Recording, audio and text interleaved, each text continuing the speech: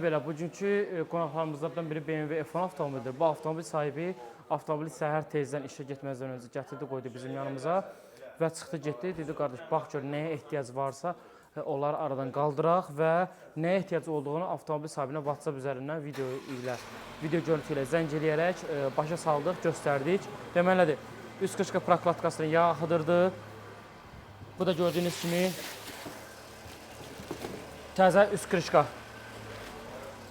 Çünki üst qışqa olur, üst qışqalarda deformasiya olur, sonra başlayır yağ axıtmağa. Daha sonra isə mühərrik yastıqları, mühərrik oturmuşdu yastıqları, paduşkası yenisi ilə əvəz eləyəcəyik.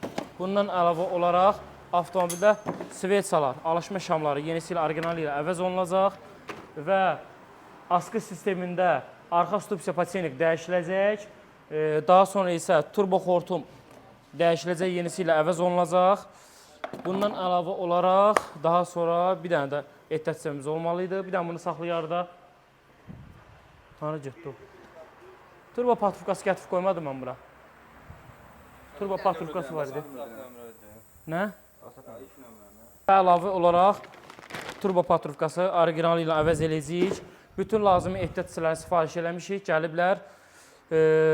Yerdə qalıb üzərinə yerləşdirmək və bir şeydə nəzərdə çatdırmaq istəyirəm ki, avtomobildə yekunda nə işlər görüləcəksə, hamısı rəsmi formada marka, modeli, qeydiyyat nişanı, istehsal ili, mühərrikin həcmi, elektronikada, mühərrik sistemində, sürətlər qutusunda və askı sistemində hər nə iş görülürsə sonda olaraq yazılır və sonda bizim rəsmi gördüyünüz kimi möhrümüzlə bir yerdə və əgər avtomobil sahiblərinə buradan bir şey nəzərə çatdırmaq istəyirəm ki, əgər ehtiyat hissəsini, bu gördüyünüz misal üçün ehtiyat hissəsini biz təmin ediriksə, biz üzərinə qoyuruqsa və bizdən alınırsa bu ehtiyat hissəsi, biz həmin avtomobil sahibinə sonda 3 ay zəmanət veririk. Yox, əgər avtomobil sahibi özü hər hansı bir ehtiyat hissəsini alıb gətirirsə, biz yekunda öz gördüyümüz işə zəmanət veririk. Yəni, avtomobil sahibinin alıb gətirdiyi detala biz zəmanət vermirik. Təşəkkürlər, izləmədə qalın.